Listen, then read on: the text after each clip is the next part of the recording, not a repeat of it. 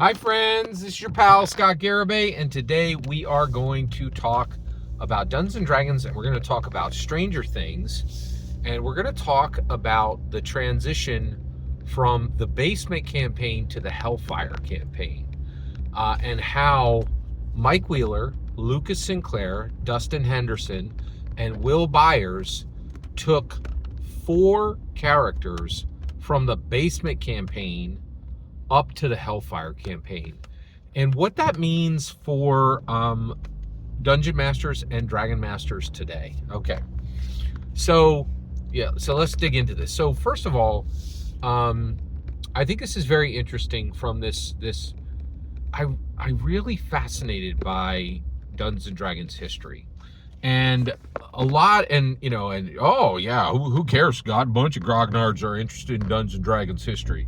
I'm not talking about the 70s and 80s. I'm talking about from 2015 to 2025. The last decade is an astonishing period of Dungeons and Dragons history. And I call it the Stranger Critical Dragons era. And it's really profound. It's incredible what it really is. So it's a mixture of Stranger Things, Critical Role, and Dungeons and Dragons all going complete ham. Just, having the turbo on and then hitting the nitrous, right? Critical Role hit, literally became millionaires just playing a D&D live action game. Stranger Things broke every record for every streaming show and set literally the success model for every single streaming service that exists today. No show has even come close to it, right? And so the show that won all streaming, which is a fundamental change in the entertainment for the entire planet, is grounded on Dungeons and Dragons. And then last, Dungeons and Dragons. Dungeons and Dragons hit its 5th edition, the most successful, lucrative, full ham edition it's ever had, right? And part of that is this Stranger Things thing, this Stranger Things show. So let's look at it. All right, so in Stranger Things, we have this period where, so in Stranger Things, you get this period where we see the show open on season 1, episode 1, literally with at the end of a 10-hour Dungeons and Dragons game, right? And this is the Basement campaign. This was played in the Wheelers' basement, right? A space that had clearly been given over to Mike and his friends, right? And this was their space to do as they wished. They clearly could be there uninterrupted. And it's so deep to just think about this, right? Because there's a lot of hatred in the Stranger Things show for Mike Wheeler's father. I can't even tell you what his name is, right? He is treated like garbage through the entire show. They're like, oh, you're just a useless lump. You are just the worst human being, right? Now, this doesn't surprise anybody, because today, man hate is like an absolute standard of American culture. Men die of deaths of despair all the time. Men are in an absolutely abominable space right now. It's one of the, there's just the New York Times can't write think pieces fast enough. They're like, oh yeah, man, we got a real problem. Men are in trouble, right? And it's true. But what I really was thinking is, the whole show's like, what's the point of him? He sits in his lazy boy and does nothing. But the reality is that's not true. He works real hard, and he put a roof over he supports his wife. He supports all 3 of his kids, and made this huge space where Mike and his friends can have Joyce Byers, right? Played by Winona Ryder. Their house is a garbage dump. It's not nice, or but he has this entire room where they had it was literally like a different world. And we don't even talk about basements enough, right? Oh, you guys are sitting in your basement playing elves. Yeah, that's what we did in the 80s. And you know what? It was pretty awesome. And one of the reasons we were able to do that was families could afford houses where an entire level of the house could be given over to one person to build worlds. And that's what Mike and Dustin and Lucas and Will were doing. They were building worlds together, and they built a powerful friendship. and they built worlds, and they bolstered their imaginations and their intellects. Like, and Mike Wheeler's dad did that, right? His mom did, like his mom may have helped, but like he did that. He worked hard, right? So when you're like, oh, he's just a lump who sits on the couch, that's because he worked a 50-hour week, supporting this. Like, there's so much. It's really wild. So the basement campaign happens, okay? And you get these characters, right? And you get Will Byers, Will the Wise.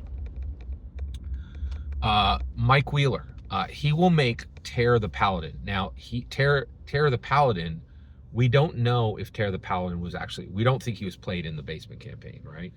But when Mike Wheeler comes up to the Hellfire Club with Eddie Munson, then you're hitting this situation where he is coming in with an absolute expert level of rules knowledge, right? So he can play a paladin with spells and with melee powers, and he's going to bring a lot to the table because he knows the rules backwards and forwards, because he's been running it for like 3 years when they get up to that level, right? And then you have Lucas Sinclair, and he is playing Sundar the Bold, this human ranger. And then finally we get Dustin Henderson, and he has been playing Nog the Dwarf, which is a terrible name. But in the 80s, we just didn't know any better. And there were a lot of characters like this. But Nog was a cleric. He was a dwarf cleric. And so they bring these characters up, and they play them for years, right? Then, we don't get to see this on screen, right? But we're about to see it in high detail in the Dungeons & Dragons Stranger Things Welcome to the Hellfire box set, right? And that's going to give us details about the transition from the basement campaign to the Hellfire Club campaign. And so Eddie Munson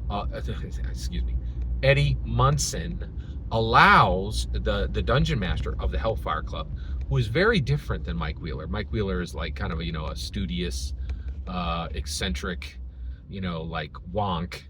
And Eddie Munson is literally a drug dealer and a heavy metal fan, and a child of neglect. Like, it's clear, like, at least one of his parents don't care that much about him, and even the one that's there does little more than feed him. Like, he is a very problematic person, right?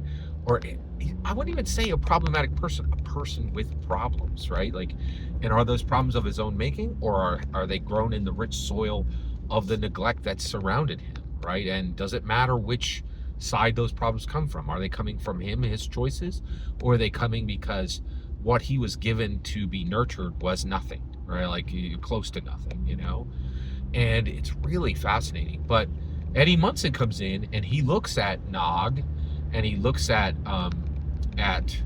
Sundar, and he looks at Will, and he says, okay, I'm going to accept these characters from the basement campaign, and they are valid, and I'm bringing them forward into the Hellfire campaign. And this is so important. And one of the things that I'm excited about is this point, and the Dungeons & Dragons, the Dungeons & Dragons Stranger Things Welcome to the Hellfire Club, one of the things that is exciting about it is it points to this era where we will actually get rules between campaigns. So how did this happen, right? Was there a discussion between Mike Wheeler and Eddie Munson? Do they meet as equals, or is Eddie Munson not really treating Mike Wheeler as an equal at the table? We don't know, right? But the other issue is, what are the rules for this? Like, were all of the characters like advanced up levels, or were they brought in and the level they were at was what determined the start level for the Hellfire campaign? And one of my points is, we literally could have a new Dungeons & Dragons source book that is literally the rules for transferring player characters from one campaign to another campaign, right? And giving people guidance on this, right? And one of the reasons why I'm excited, and I think this could very well be done, and that we could be moving toward a source book like this, is because of Stranger Things. And the other issue is, like, Stranger Things is no longer, oh, I love that little wonky story that they told about Dungeons and Dragons. They are literally layer by layer by layer writing Dungeons and Dragons into canon at every, writing Stranger Things into Dungeons and Dragons canon at every single level, right? And the level of expansion that exists that exists for Dungeons and Dragons from Stranger Things is extensive, right? Like, Dungeons and Dragons, Stranger Things, Welcome to the Hellfire Club box set is literally going to give rules for players playing player characters. And in addition to that, how they fit into play groups. Like, it's astonishing the extensions that are occurring. So I am extremely excited about this and where all this is going to lead to. Thank you for letting me share this with you and discuss this with you. I am so hyped for Stranger Things Season 5. So hyped for Dungeons & Dragons Stranger Things. Welcome to the Hellfire Club box set. And I'm hoping you're excited too. Every single word you just heard in this video is my humble opinion. Nothing more, nothing less. The important part is when I get to hear your humble opinion, when you get in the comments and send your traffic. Please consider subscribing and have a fetch millennium.